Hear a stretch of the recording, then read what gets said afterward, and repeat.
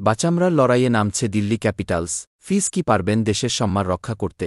দিল্লি ক্যাপিটালসের কাজটা অনেকটাই সহজ করে দিয়েছে সানরাইজার্স হায়দরাবাদ। আইপিএলের সবচেয়ে সফল দল মুম্বাই ইন্ডিয়ান্স এবারে তাদের পরীক্ষা নেবে।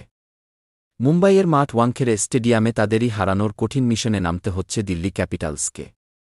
তবে কাজটা কঠিন হলেও এছাড়া বিকল্প থাকছে না দিল্লির সামনে। এই ম্যাচে হারলেই যে আরও একটা আসরে শিরোপার লড়াই থেকে প্লেঅফের আগে ছিটকে যাবে দিল্লি ক্যাপিটালস। প্লেঅফে উঠতে হলে দিল্লি ক্যাপিটালসকে আজ জিততেই হবে। তাদের জন্য সমীকরণ খানিক জটিল। বাকি থাকা 2 ম্যাচেই জিততে হবে। এমন এক বড় ম্যাচে দিল্লি স্কোয়াডে খুব মিচেল স্টার্ক দল থেকে বিদায় নিয়ে অবশ্য বোলিং বিভাগকে খানিক নাজুক অবস্থায় রেখে গিয়েছেন। শেষ ম্যাচে গুজরাটের বিপক্ষে 199 রান তুলেও জিততে পারেনি তারা। এর পেছনে বোলিং বিভাগের ব্যর্থতার দায়টাই বেশি। অবশ্য ব্যতিক্রম ছিলেন মুস্তাফিজুর রহমান। 3 ওভারে 24 রান দিলেও দলের সবচেয়ে ইকোনমিক্যাল বোলার ছিলেন তিনি।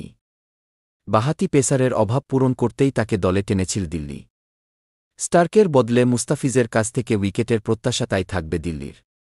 গত ম্যাচে উইকেট পাননি। এছাড়া ওয়াংখেড়ে স্টেডিয়াম বরাবরই রানপ্রসবা। তাই কিছুটা চাপ হয়তো থাকবে ফিজের উপরে।